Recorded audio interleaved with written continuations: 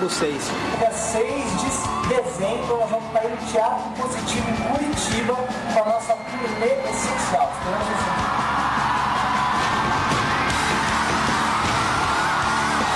Garanta já o seu ingresso através do Disque Ingressos 3315-0808. Promoção Transamérica. Não importa o sonho, se quiser vai conseguir. Há 50 anos o mundo era bem diferente, mas sempre existiram sonhos, e muitos realizados pelo consórcio Servopa. E com parcelas a partir de R$ 667, você garante o sonho de uma aposentadoria digna, adquirindo um imóvel para investir com a segurança de uma das maiores administradoras do país. Consórcio Servopa, 50 anos. A vida passa. Com o consórcio Servopa, você realiza. Consórcio Servopa. Na balança, o arroz pode pesar pouco. Na cesta de Natal da LBV, com dezenas de quilos, é solidariedade que alimenta. E juntos, vamos alimentar milhares de famílias. Coloque na balança. 1 tonelada de solidariedade é mais leve que o peso da fome. Acesse lbv.org/Natal e faça a sua doação.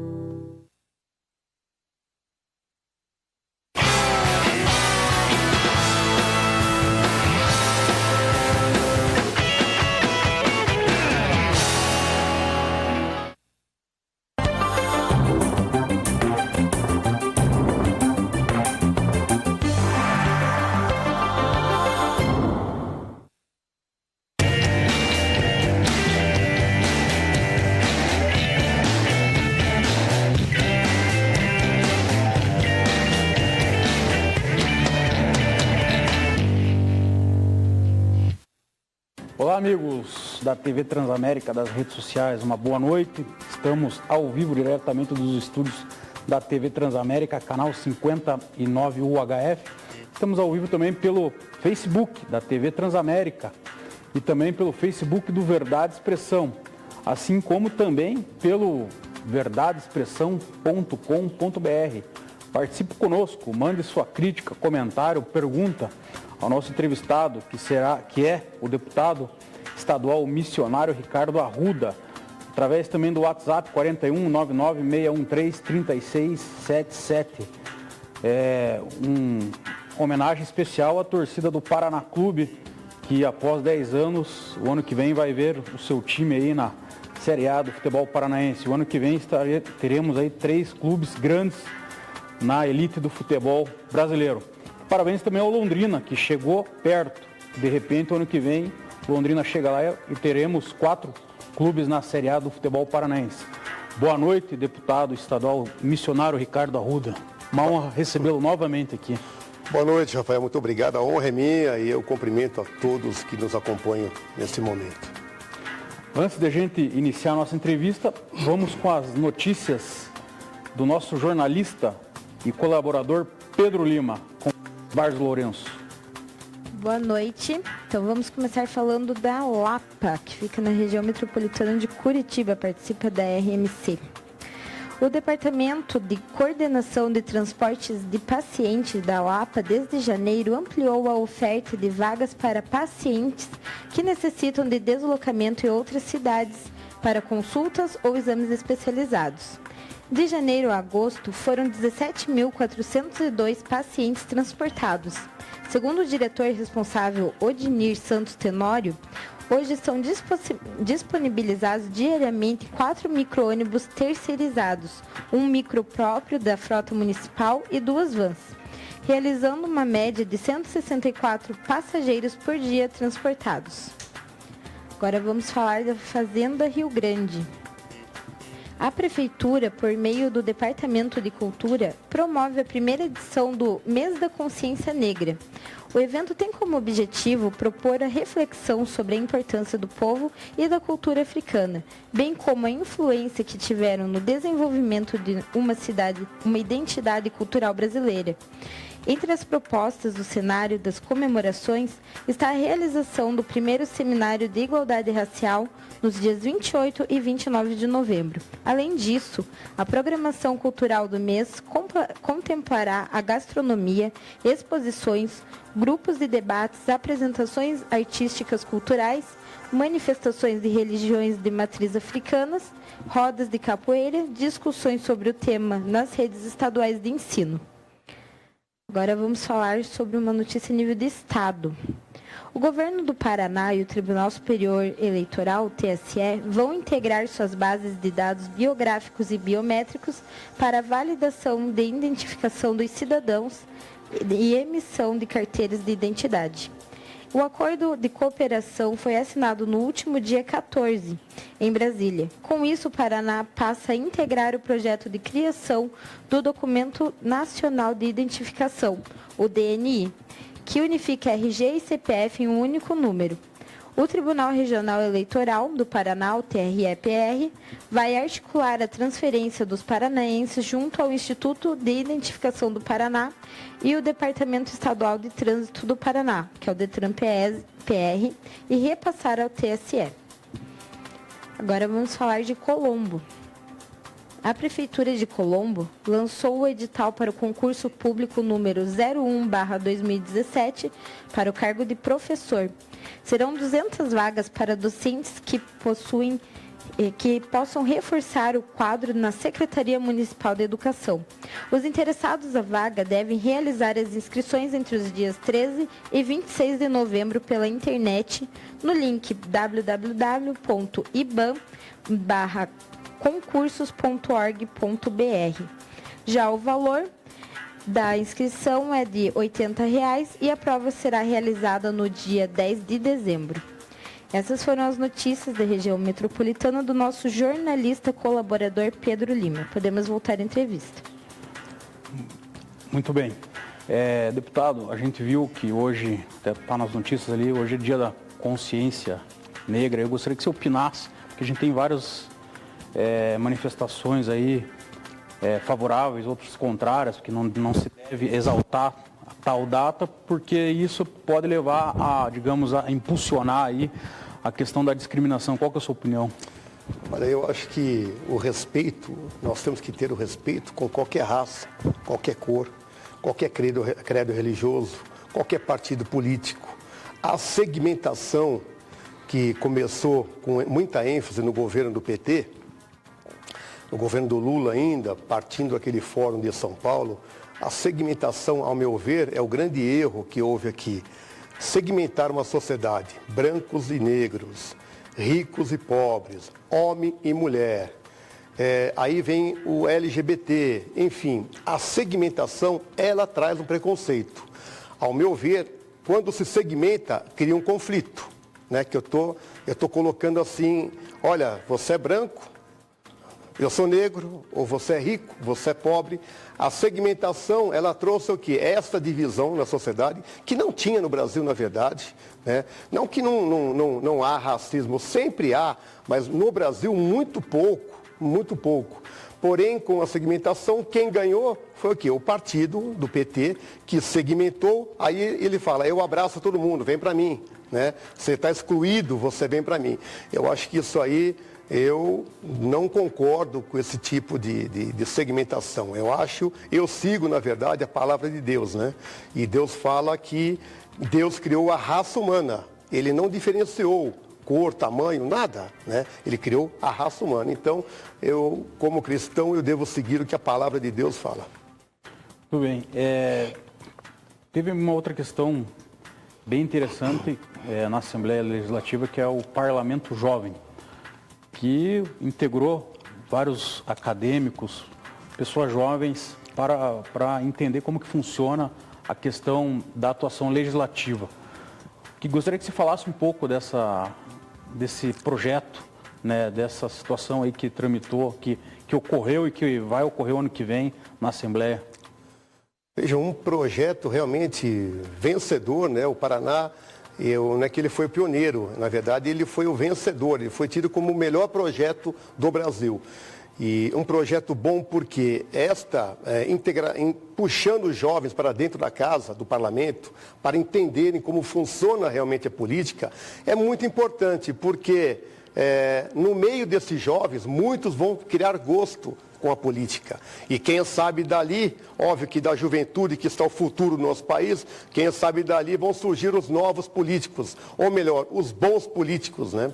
Porque a Operação Lava Jato foi uma operação que colocou um divisor de água e abriu os olhos da população na política de tantos erros que vieram do passado, né? De uma política corrompida, de uma política viciada, a política dos coronéis. Isto tem que acabar. A gente chama dessas raposas velhas da política. Isto tem que mudar. Eu acho que o Brasil hoje vive o momento do não político vir para a política. Aquele que estava fora, o meu caso, eu como empresário e trabalhei no setor financeiro por 30 anos, eu vim agora para a política, meu primeiro mandato. E a gente sofre aqui um choque de gestão, né?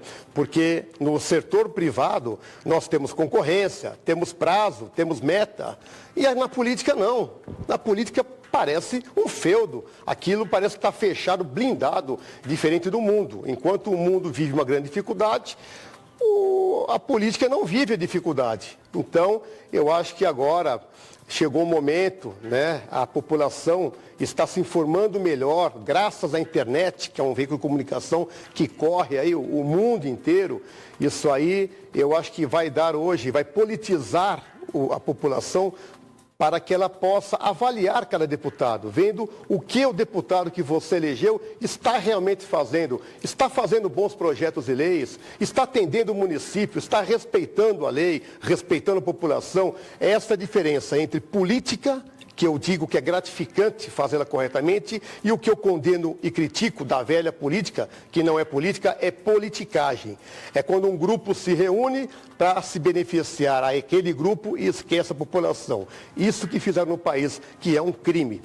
Agora, a Assembleia Legislativa, através da criação da escola do Legislativo, pelo diretor lá do Legislativo de Alessi, que já teve um tempo atrás aqui, deu uma reformulada na estrutura dela em termos de transparência dos atos que têm sido praticados, inclusive com transmissões ao vivo das sessões, de todas as sessões. O que você pode falar aí? Você entrou agora, mas pelo que você acompanhava antes não tinha tanta transparência como agora. Veja, o portal de transparência da Assembleia da Alep realmente é hiper transparente. Diferente de outros setores do governo federal e mesmo aqui de outros setores, de outros poderes estaduais. Você entra hoje no portal de transparência, pelo nome do deputado, você vê tudo que ele realiza na Assembleia, você entra de funcionário por funcionário pelo nome, você vê quanto ganha, se é comissionado, se não é, você tem a vida toda dos funcionários e de todo o dinheiro gasto dentro da Assembleia. Realmente, eu acho que isso aí é fundamental na vida pública, é a transparência, é a ética. Isso vai evitar maiores problemas no futuro, como tivemos no passado, né? Uma outra questão polêmica, falando ainda na sua atuação na Assembleia, a gente teve a aprovação falando até do Paraná Clube, do Londrina, aprovação do chopp e da cerveja nos estádios. Você se manifestou contra essa aprovação. Gostaria que você expusesse aí por quais razões você é contra. Cara, eu sou veementemente contra. Por que eu sou contra? Não tem nada a ver com religião, não. Porque eu, quando peguei a pauta desse projeto, que foi encabeçado pelo nosso colega, o deputado Romanelli, eu fui contra pelo seguinte: eu fui conversar com a Polícia Militar, porque tem um relatório deles interno que diz que quando foi proibida a venda de bebida alcoólica nos estádios, diminuiu em 60% o índice de violência. Então, se tem números que diminuiu, se o Ministério Público avaliza esse relatório, para que vamos voltar? Isso aí é um retrocesso, né? Vai voltar ao que não deu certo no passado. E se proibindo a bebida deu certo, para que voltar a ter bebida alcoólica? Atende o interesse de quem? só de quem vende bebida alcoólica, é da Ambev e outros que vendem bebida alcoólica. E eu acho assim, o que se debateu foi, mas não tem nada a ver um pai de família tomar uma cervejinha. Realmente não tem nada a ver. A preocupação não é o pai de família que toma uma cerveja, é o jovem, a torcida organizada, que vai beber e bebe muito. E qualquer um sabe, porque tem laudo médico, quem bebe um pouco demais perde a razão, perde o controle. Eu, como pai, e eu creio que qualquer pai que me acompanha, prefere que seu filho vá a um campo de futebol, a um jogo onde não tenha bebida alcoólica. Já não basta, Rafael, a rivalidade dos times. Se você põe o álcool nessa mistura, é algo muito perigoso. Para mim, foi algo lamentável aquela nossa Assembleia aprovar a volta das bebidas alcoólicas. Uma outra questão polêmica que é muito coibida no estado de São Paulo, que é a sua opinião sobre as torcidas organizadas. Você é a favor da presença dela nos estádios ou não? Gente, eu acho que se tiver uma lei rigorosa, um controle rigoroso, que filme e marque aquele torcedor que está aprontando, que está causando tumulto, né, não teria nenhum problema.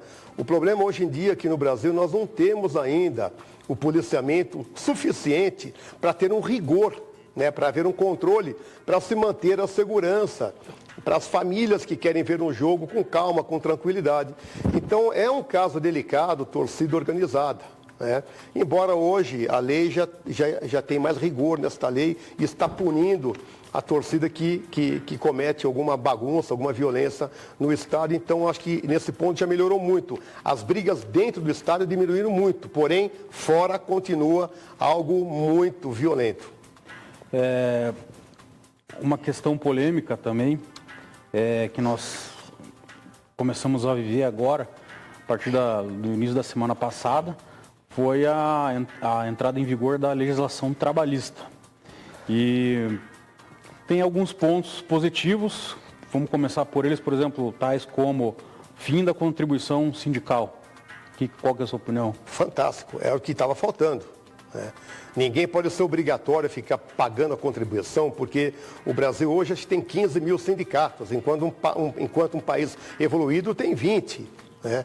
Isso, na verdade, o sindicato, eu não estou me dirigindo a todos. Tem sindicatos realmente que trabalham na ordem, que defendem o funcionário. Tem outros que virou um bom negócio para quem abre um sindicato. Então, essa medida foi fantástica, eu aprovo totalmente.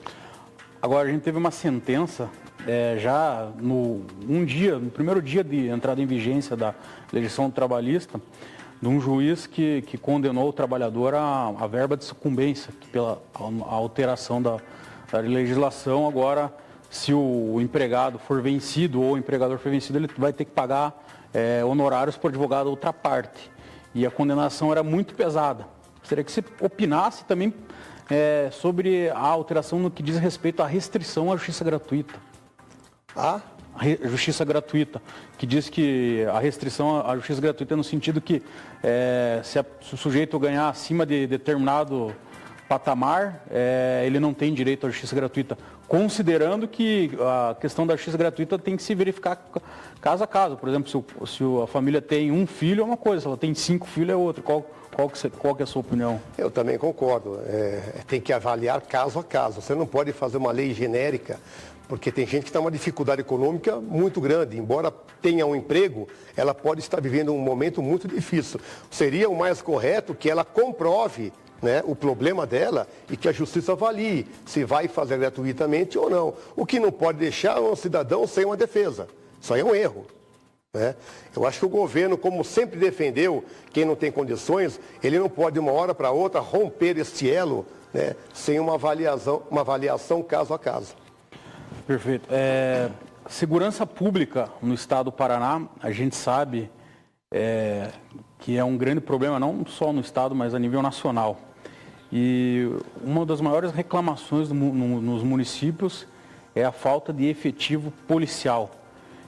O que você acha que dá para ser feito, tanto do ponto de vista do estado, como do ponto de vista dos prefeitos, para melhorar isso? Olha, o estado do Paraná foi o estado que mais investiu em segurança pública. Tanto pela última informação que eu tive de pesquisa, o Paraná era considerado o estado mais seguro do Brasil. embora, óbvio que a criminalidade no Brasil, devido a esta crise violenta que nós vivemos hoje, aumenta a criminalidade.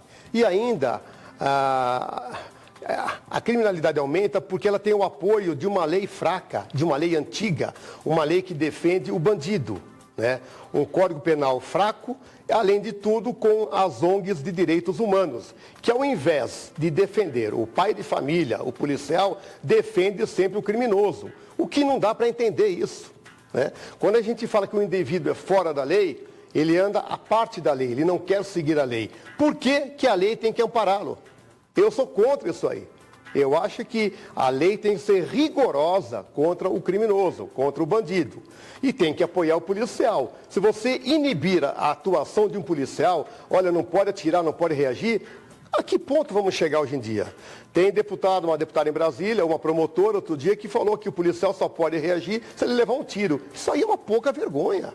Como é que o cara tem que levar um tiro para reagir? Não. Quem tem que respeitar a lei e o policial é o bandido. Ele tem que se render na hora que vê um policial. A gente teve até um julgamento polêmico esses dias aí, que vocês até prestaram uma homenagem ao pessoal do COP, que absolveram vários policiais. Gostaria que você falasse um pouco sobre isso daí. Foram 13 policiais, foi um caso antigo, né? Acho que foi de 2009, né? Que tinham 12 policiais num confronto, acabaram matando, acho que cinco né, bandidos, né? Veja, foi um confronto, eram todos que morreram naquele enfrentamento, todos tinham uma folha corrida grande, não tinha nenhum inocente no meio. Aquilo é um confronto normal. E eu entendo, Rafael, que é assim, olha, a palavra de Deus fala para a gente o seguinte: escolha e viva, procure o caminho do bem. O caminho do bem é vida, o caminho do mal é morte. Então, quem vai para o crime está sujeito a perder a vida num confronto, não é?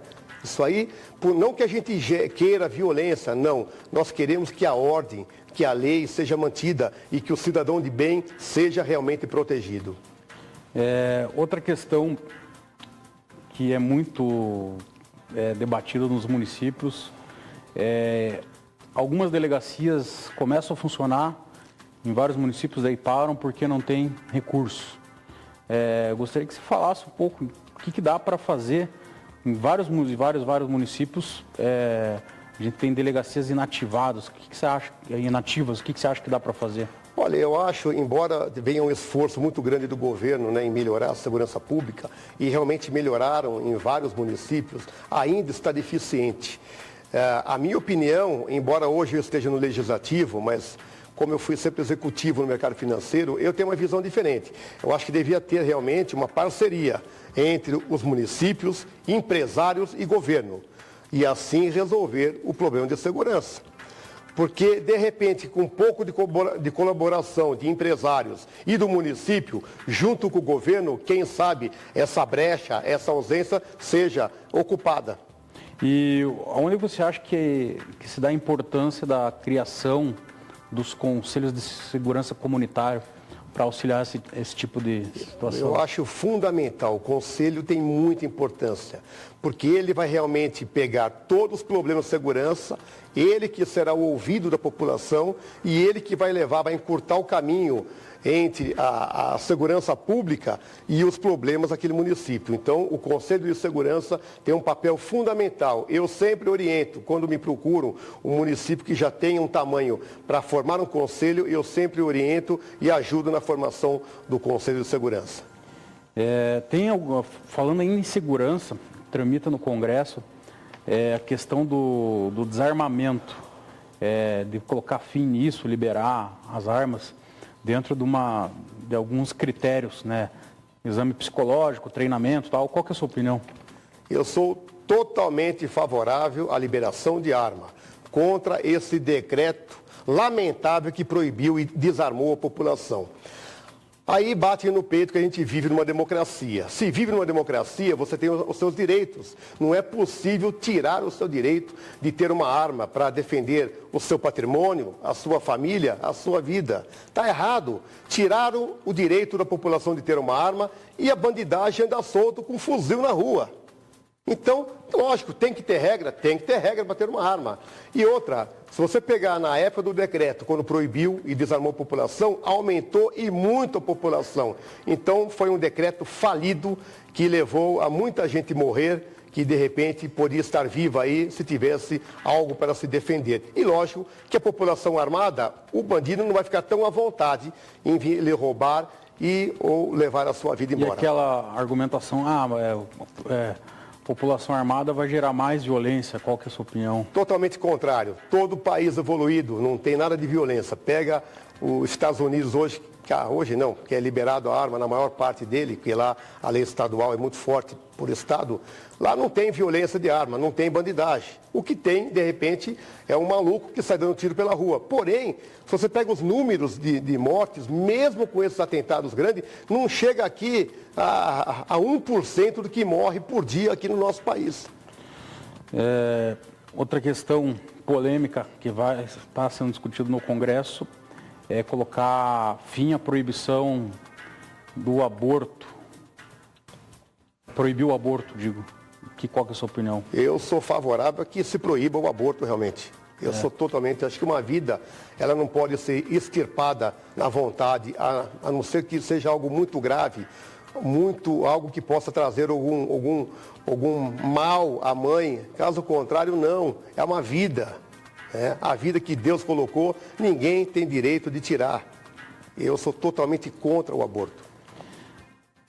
Outra questão polêmica que nós estamos discutindo, que entra dentro daquela questão de combate à corrupção, é o fim do foro privilegiado.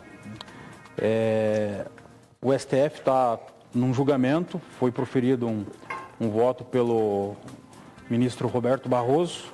Ele falou que, no voto dele, ele argumenta, ele defende restringir o foro privilegiado somente para atos praticados durante o mandato e em razão do mandato. Qual que é a sua opinião? Veja, se ele vai restringir, quando o cara tiver um mandato, ele tem foro privilegiado, ele não restringiu nada.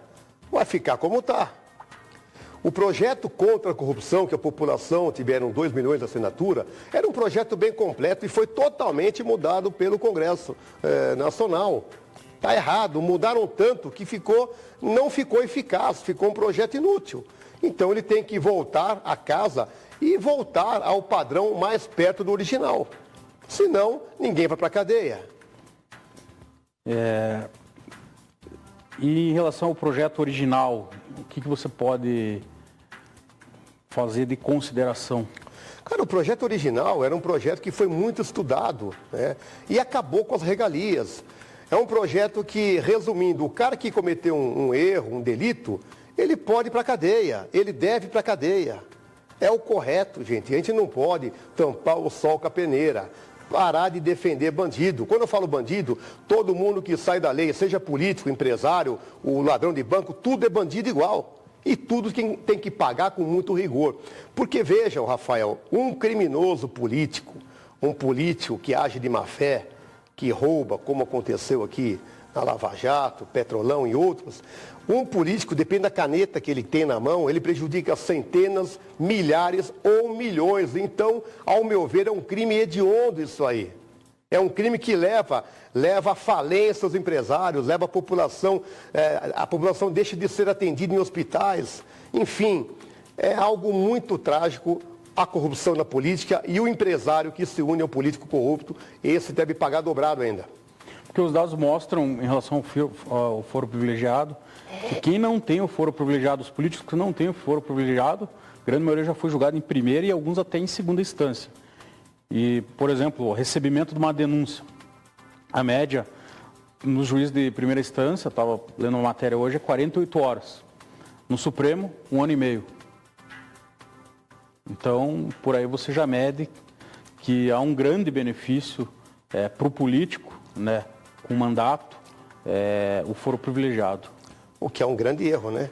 Se não fosse errado, hoje o Brasil não estaria do jeito que está.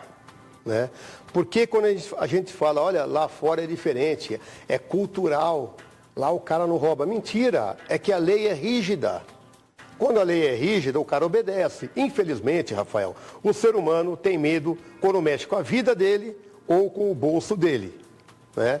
Na China, eu estive na China representando aqui o governo do Paraná o ano passado, e em reunião com o comissário de governo, eu perguntei sobre a pena de morte na China. Né? Porque para a gente ouve pena de morte, acha que é algo chocante. Na mentalidade do chinês, é uma cultura muito antiga, não. Por quê? É o livre-arbítrio, morre quem quer morrer, porque tem pena de morte. Então, um político corrupto ou um empresário corrupto, ele, se for pego, né, se acharem algum crime, vão prendê-lo para investigá-lo. Comprovou, ele morre. É lei. Então, e todo mundo achou normal. Por quê? Lá criou-se uma mentalidade assim, o crime não compensa. O crime leva a tua vida embora. Então, a gente tem que criar uma mentalidade no Brasil que o crime não compensa. Lógico, não tem pena de morte, mas tem que ter uma pena rigorosa, tem que ter uma multa alta. Eu acho que todo mundo que foi envolvido nessa Lava Jato ou em qualquer corrupção política com empresário, não basta ele ser um delator, ele vai lá e delata. Aí ele paga uma multa. Está muito cômodo. Ele não vai para a cadeia e paga uma multa. Ele, ao meu ver, ele deveria ir... Tudo bem, ele não vai ficar na cadeia, mas ele devia pagar uma multa e perder todo o patrimônio que ele já tinha. Seria punitivo, porque daí o cara ia pensar muito antes de cometer um golpe no Estado. Fala, pô, eu vou arriscar tudo que eu já tenho e vou perder? Então, eu acho que a nossa lei, nesse ponto, ainda está muito fraca. Tem muito que mudar o nosso país. Legal, vamos para as notícias da semana com Isbars Lourenço. Boa noite. Vamos falar agora sobre as notícias do nosso blog, que é o www.verdadeexpressão.com.br. Começamos com uma notícia sobre a ALEP, Assembleia Legislativa do Paraná. Abílio Miguel, ex-diretor-geral da Assembleia Legislativa do Paraná, foi alvo de 2 decisões da Justiça na mesma semana. Uma o mandou de volta para a prisão, em caráter preventivo, pelo corte de madeira em áreas desembargadas, e a outra o condenou por peculato, formação de quadrilha e lavagem de dinheiro. No último dia 16 de novembro, saiu a sentença da 9ª Vara Criminal de Curitiba, que o considerou culpado com ilegalidades cometidas na contratação de funcionários no Legislativo. Bibinho, como é o apelido dele, foi condenado a 23 anos, 3 meses e 29 dias de reclusão e a R$ 205 de multa. Ele já havia sentenciado no mesmo processo, em 2014, uma pena menor, de 18 anos e 11 meses. Contudo, em 2015, o Tribunal de Justiça do Paraná anulou a condenação, acatando o argumento de que houve cercamento de defesa. Agora vamos falar sobre uma notícia da Copel e Sanepar. Com a crise econômica brasileira e a falência de várias unidades da federação nos últimos anos, a gestão do governador Beto Richa, do PSDB, tem uma situação fiscal mais favorável, que permite manter as contas em dia e até realizar investimentos. Além do ajuste nas contas, com o aumento de impostos e retirada de benefícios de servidores, o que tem ajudado as finanças são os resultados da Copel e da Sanepar, as quais não têm interesse algum em se desfazer, apesar do acordo recente para privatizar empresas públicas, assinado com o BNDES, ter provocado essa impressão. O governo tem várias vantagens ao manter essas 2 companhias nas suas mãos. Elas têm gerado dividendos crescentes aos acionistas. Geram também dividendos políticos, na medida em que são usados como um braço do governo para fazer investimentos.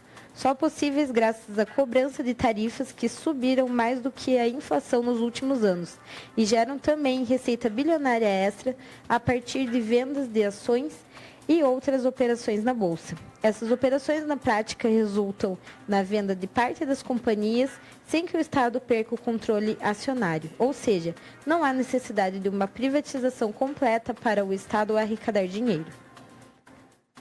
Agora vamos falar sobre o partido Podemos. O Podemos está expulsando todos os filiados que desrespeitarem a orientação da sigla, como ocorreu, por exemplo, com o ex-líder Alexandre Baldi, que votou a favor de Temer quando da segunda denúncia contra o presidente. No Rio de Janeiro, o presidente estadual do Podemos, o senador Romário, também decidiu expulsar os deputados estaduais Chiquinho, da Mangueira e Dica, que na sexta-feira, dia 18 de novembro, ajudaram a tirar da cadeia os colegas Jorge Pisciani, presidente da Assembleia Legislativa do Estado do Rio de Janeiro, Paulo Melo e Edson Albersati, todos eles do PMDB. Segundo Romário, a atuação de Chiquinho e Dica contraria dois dos propósitos centrais do partido, que são a transparência e o combate à corrupção. Em textos publicados no Facebook, o Romário diz que não podemos admitir que decisões como essas dos deputados estaduais do Podemos sejam tomadas sem uma avaliação severa pela executiva. Estamos construindo um novo partido, lutando por uma nova forma de fazer política. É o que defendo e é por isso que me filiei ao Podemos, diz o senador. E agora vamos falar sobre uma crítica do ex-prefeito Gustavo Frutti. O ex-prefeito de Curitiba, Gustavo Frutti, fez uma crítica no Facebook sobre o acordo de Rafael Greca com as empresas de ônibus para a renovação da frota. O acordo anunciado na semana passada prevê que as permissionárias comprem 150 ônibus por ano até o final do atual mandato, para repor parte dos veículos com vida útil vencida. A reposição não aconteceu durante a gestão de Frutti. Na época, as empresas acusaram a prefeitura de pagar um valor baixo demais que não remunerava a recomposição da frota. Foram à justiça e ganharam o direito de sucatear a frota. O resultado é que hoje há veículos circulando com 17 anos de uso. No post, Frutti elencou várias perguntas em tom acusatório que dá a entender que a prefeitura trocou a gestão da URBS para achar alguém que topasse o acordo e que a prefeitura atual estaria possivelmente abrindo mão de várias cláusulas já assinadas pelas empresas, o que não se saberia, segundo Frutti, porque voltou à falta de transparência. Você pode acompanhar o post no nosso blog, que é o www.verdadeexpressão.com.br. Podemos voltar à entrevista. Obrigado, Isis. A gente, vendo aí as notícias, vê que em Curitiba o clima ainda, parece que a campanha eleitoral ainda não terminou, né, deputado? Continua o debate, né? Mas eu acho que o debate é essencial para a melhoria de tudo, né, do Estado, do município. Com certeza, né? Porque quando há uma campanha política, vem muita crítica para quem está no poder, né? Óbvio, faz parte da política. E quem está concorrendo promete mil e uma. No fim, ocupa a cadeira e faz igual ou pior o que estava lá. Mandar um abraço para os paranistas, estão pedindo aqui para mim, o Everson Story, um grande abraço aí, estão de alma lavada aí. Então, já mandei no início do programa, mas estou mandando novamente um abraço. Você falou no início da entrevista, deputado, a questão de várias pessoas que não são políticos conseguiram entrar, ganharam as eleições. Mas a gente vê que em vários municípios, prefeitos com dificuldades para administrar. Seja por falta de recurso, ou seja porque não tem experiência. Não experiência de administrar, mas experiência como político. Ao que se dá isso, na sua opinião?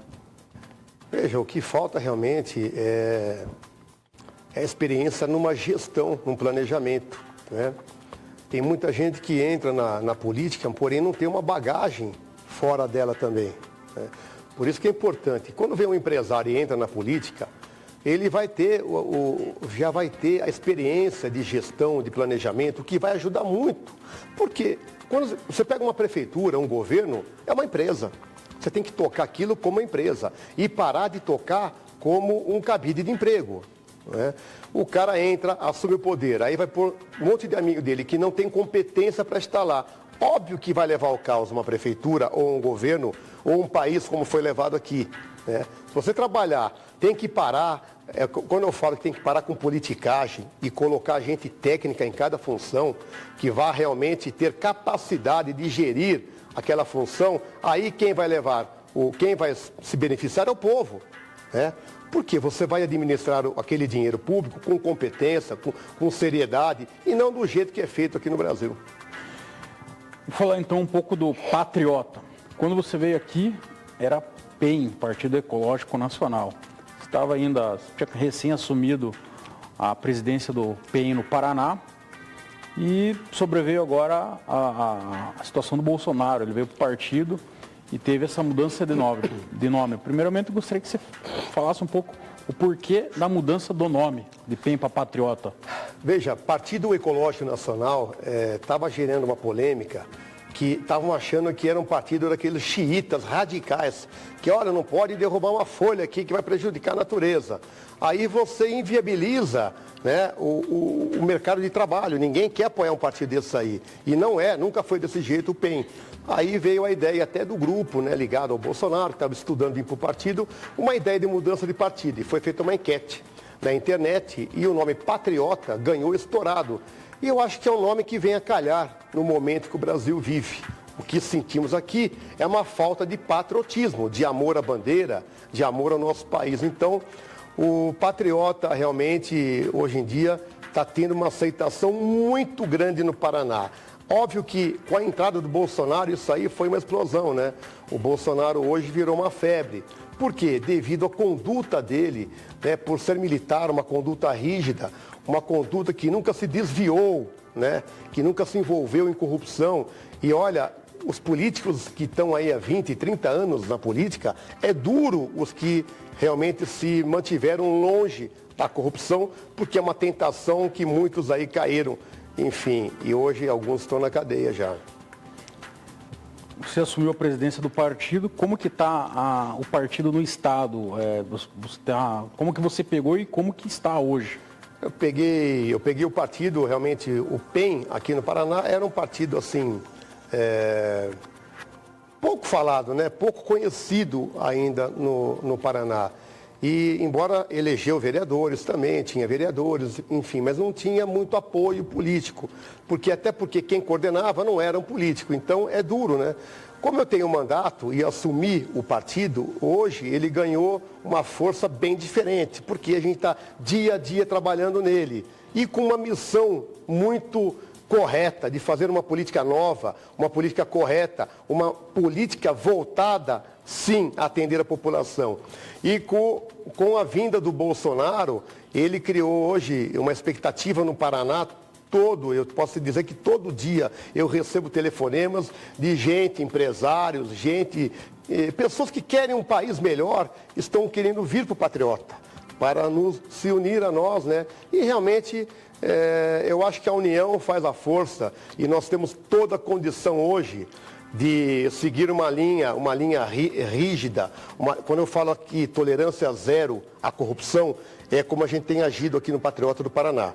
Quando eu peguei o partido, eu acabei expulsando no município, eu não vou citar nomes aqui, mas tinha um vereador, um suplente e um ex-deputado. Eu expulsei do partido que foram pegos em alguma operação aí da Polícia Federal e para nós isso é inadmissível. Tanto que quando me ligaram para explicar o que houve, eu falei, gente, eu não quero nem ouvir, porque se a gente ouve, vai ficar aquela, vou dar um jeitinho, eu vou perdoar. Daqui a pouco vai virar como hoje estão a maioria dos partidos aqui envolvidos num mar de lamas de corrupção. Nós não queremos e não vamos permitir isso no Patriota. Vai ter o Congresso Estadual dia 25 de novembro. Eu gostaria que você falasse o que vai ser discutido nesse Congresso e se vai estar o Bolsonaro nesse Congresso Estadual. O Bolsonaro foi convidado, ele ainda não confirmou a vinda, mas porém, se ele não vier, alguém da equipe dele de Brasília estará com a gente aqui. Esperemos, a esperança é que ele venha, será importante a presença dele. Nós vamos colocar também pessoas para falar sobre economia, sobre segurança pública. É um congresso, tá? Então lá nós vamos explicar qual a missão do Patriota no Brasil. O que queremos do novo Brasil, da nova política. E onde que vai ser esse congresso? Vai ser no Círculo Militar. Quem quiser participar, o que precisa daí? Nada, é só chegar lá no dia 25, às 14 horas, e é porta aberta o convite a todos que tenham interesse de se envolver numa política diferente. E em relação ao Bolsonaro, o que você enxerga a candidatura dele? Muitos rotulam ele como extrema-direita, uma personalidade radical, que ele muito agride e nada propõe. O que você pode falar sobre essas acusações que tem contra ele? Acusações levianas, né? Porque hoje, todo mundo que quer seguir uma vida reta, correta e contra a corrupção é chamado de radical. Todo mundo que acha que devemos proteger a pessoa de bem, as famílias, e colocar o bandido na cadeia é radical. Eu entendo que hoje o Brasil vive uma grande inversão de valores. A gente tem que aceitar tudo que é errado, senão você é radical. E quando você quer pôr o que é correto, fala, não, a linha é dura, tem que ser com rigor, tem que ser com penalidade, com punição, te chamam de radical. Eu sou totalmente favorável e penso semelhantemente ao que o Bolsonaro pensa. Vamos fazer um país que ande na linha reta, na conduta correta, valorizando a família, protegendo as crianças contra essa ideologia de gênero, protegendo o cidadão de bem, o bom policial. Isso é um país de bem. Quando a gente viaja para fora, num país do primeiro mundo, a gente pode andar na rua tranquilo. Por quê? Porque lá o bandido é tratado como bandido. E o cidadão de bem, que paga imposto, que trabalha, ele tem uma proteção, ele tem uma segurança, ele tem uma tranquilidade. Rafael, hoje, o que morre de inocente diariamente é uma vergonha. Eu me admiro muito quando vejo direitos humanos que continuam ainda defendendo o bandido. Bolsonaro é a favor de diminuir a maioridade penal, e eu também sou. Me admiram muito para quem não é. Porque se um indivíduo com 14 anos, com 10, com 15, puxa um revólver e mata alguém, ele não matou sem querer. Ele foi lá com a intenção de matar. Então ele é responsável e tem que pagar pelos atos dele, senão está muito fácil hoje. O bandido sempre põe um menor na jogada para dar o tiro. Aí o garoto vai lá, fica um pouquinho e vai para a rua de novo. Tem que mudar, tem que cair na real, gente. E como que você enxerga essa construção da candidatura do Bolsonaro? O Patriota não tem a mesma estrutura partidária de partidos tradicionais aí, como PSDB, PMDB, PT. Como que você acha que ele vai ter condições lá na campanha, pensando lá em 2018, para disputar de fato, em condições de igualdade, com essas outras estruturas partidárias aí? Olha, eu acho que hoje a grande ferramenta que temos hoje é a internet, são as redes sociais. Hoje é a maior forma de fazer política hoje é a rede social, porque ela é dinâmica, ela é atual, e o Bolsonaro vai fazer muito da campanha dele nas redes sociais, como já vem fazendo. E a campanha, você fala, mas tem que ter bilhões? Não, é melhor que não tenha bilhões, como hoje em dia é feito campanha no passado, comprando e corrompendo a população, com mala de dinheiro, comprando voto. Isso aí tem que acabar. Hoje a população, ela está escolhendo o presidente, ela que está buscando. O Bolsonaro, eu tenho visto aqui no Paraná, tem empresário que está pondo outdoor com o nome dele. Ninguém pediu, o cara vai lá e põe. Então, a população quer mudança. Eu acho que quem vai ajudar na campanha é o próprio povo. E como que você enxerga essas pesquisas que têm saído, que colocam o Lula ali em patamares de 30%, 35%, e o Bolsonaro ali variando dos 16 a 20 pontos aí? Até onde que você acha que vai o Lula nesse cenário eleitoral aí? Eu espero mesmo que vá para a cadeia, tá? E termine lá e fique até o fim da vida.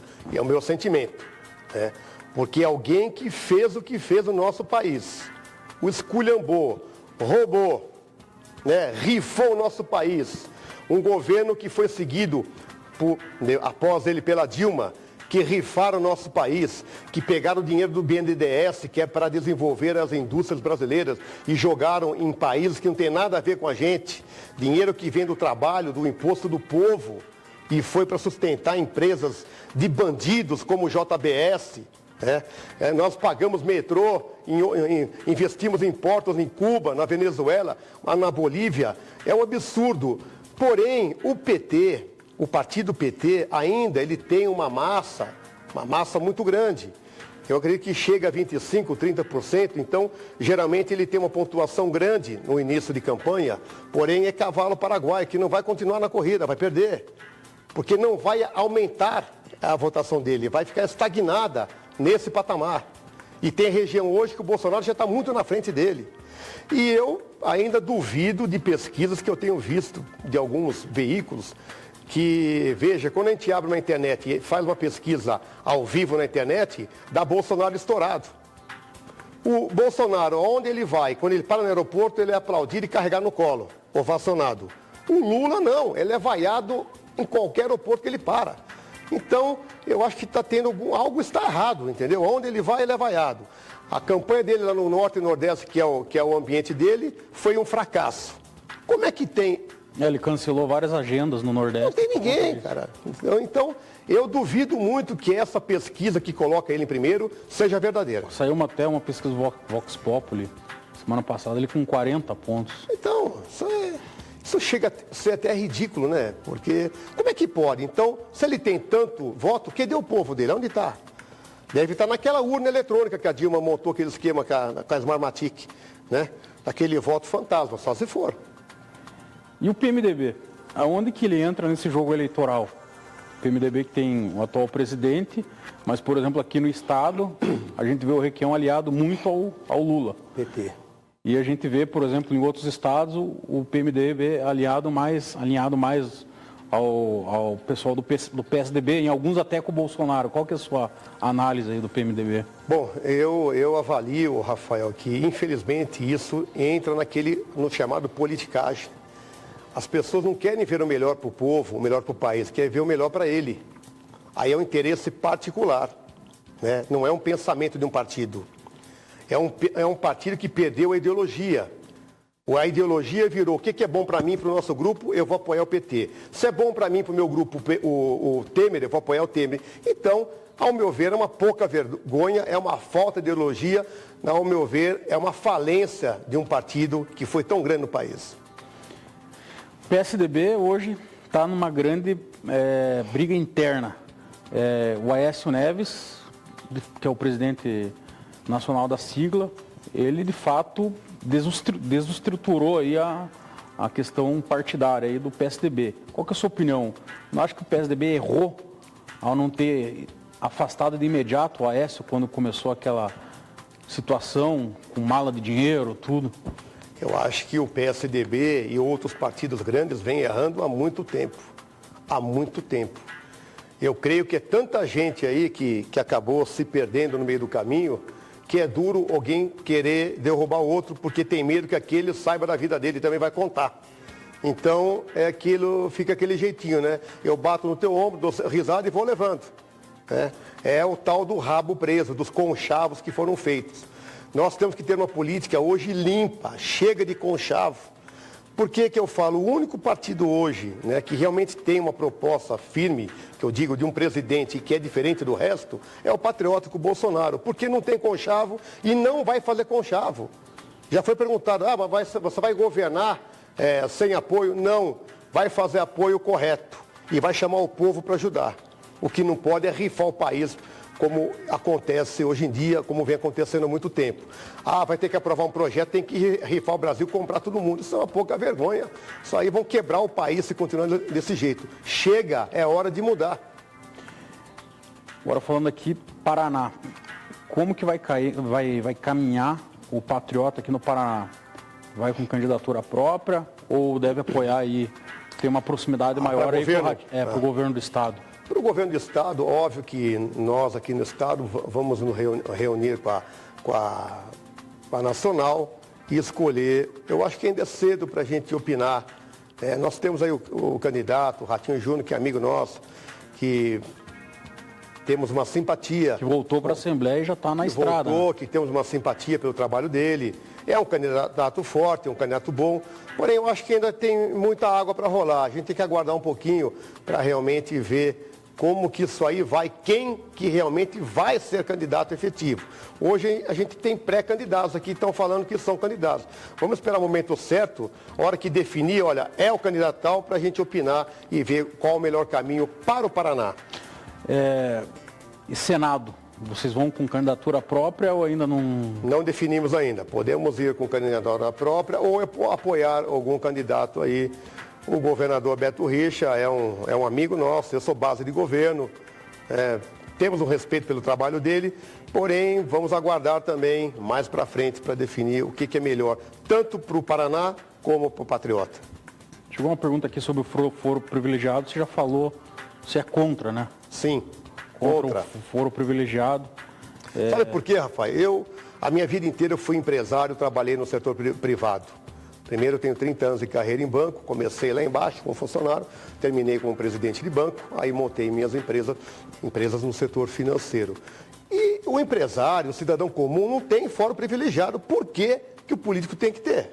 Qual é a diferença? Uma coisa é o cara te proteger, te dar liberdade para você falar na tribuna o que você acha que tem que falar. Aí eu concordo, né? Senão a gente tem que falar a verdade. Agora, proteção para quem comete um crime, negativo. O cara que não cometa crime, aí vai ser protegido pela lei. Agora, falando ainda de eleição, você está na Assembleia, pretende a reeleição ou vai para a Câmara Federal? Não, eu vou novamente para deputado estadual. Eu acho que tem muito a se fazer ainda no estado do Paraná. Eu consegui aqui no primeiro mandato já encaminhar 50 projetos de lei, Rafael. Eu já tenho 14 leis aprovadas e eu digo que 90% são leis que estão beneficiando uma parte da sociedade, né? Não é lei em vão, como tem algumas que eu vejo lá, que muda nome de rua, que faz dia da torneira, dia do churrasco. Esse tipo de lei não devia nem ter, né? Eu acho que um deputado que tem um gasto alto, né, um custo alto mensal pela sua equipe, pelo trabalho, ele tem que produzir a favor do povo. Então, que faça leis que beneficiem a população. Eu tenho a minha lei, Rafael, a lei do pedágio. Foi a primeira lei, que é uma lei muito importante, que o pedágio no Paraná é muito alto. Então, muita gente critica pedágio, porém, não tem o que fazer. Foi um projeto mal feito, ou por incompetência, ou por má fé.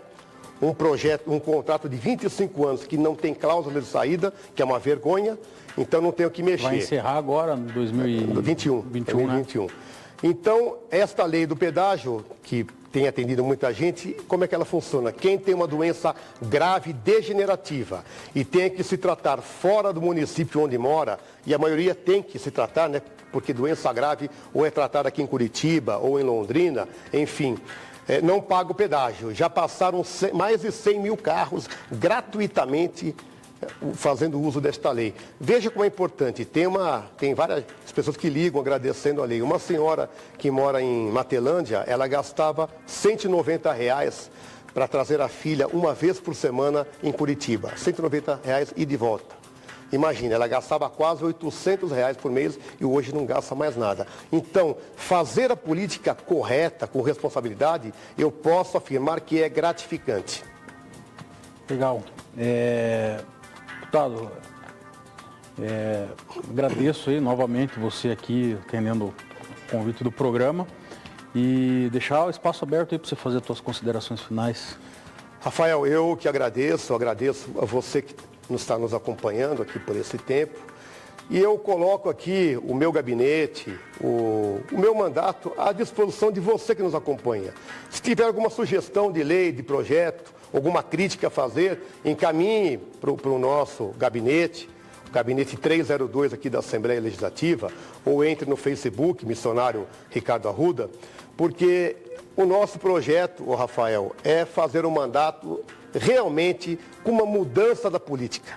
Uma política diferente, uma política voltada realmente à população, né, dentro de uma seriedade, de uma honestidade e também, além de responsabilidade e competência. Porque não adianta o cara ser honesto e não trabalhar com competência.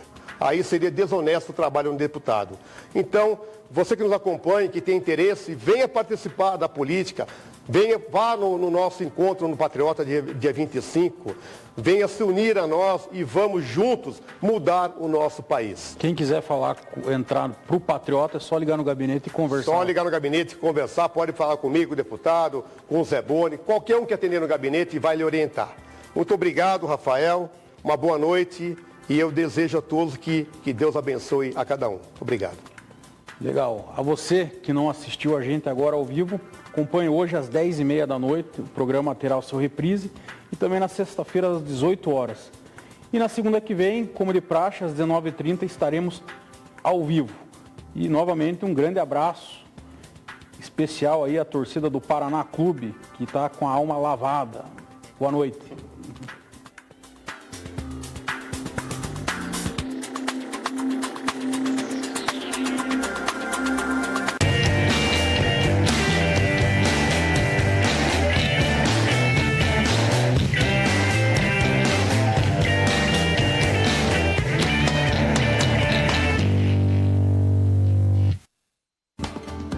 Estrelinhas, eu vim aqui só para contar para vocês que se vocês estão em busca de cultura, diversão, entretenimento e dicas, acharam. É aqui no Acontece Curitiba na TV Transamérica. De segunda a sexta, às 15h30, vocês podem encontrar tudo que vocês estão procurando que rola de bacana na cidade aqui. Então, eu espero vocês. Todas as segundas às sextas, às 15h30, na TV Transamérica. Conto com vocês.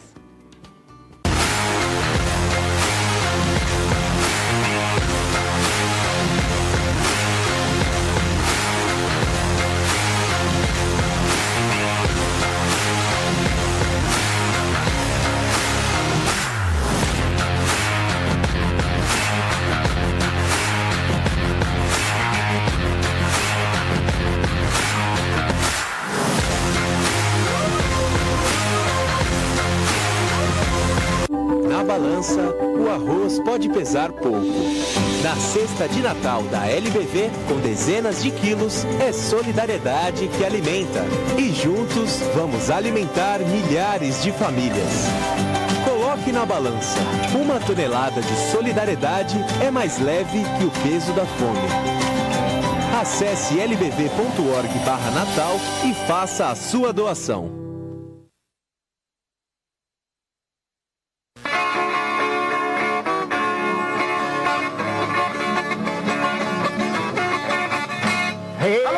Alô senhores, alô senhoras, gente de Curitiba e região metropolitana. Vamos avisar, compadre do Rodo, que nós estamos aqui todos os sábados. Todo sábado. 5h30 da tarde. Contamos com a sua audiência. Até lá, amigos. Tchau, gente. Até lá.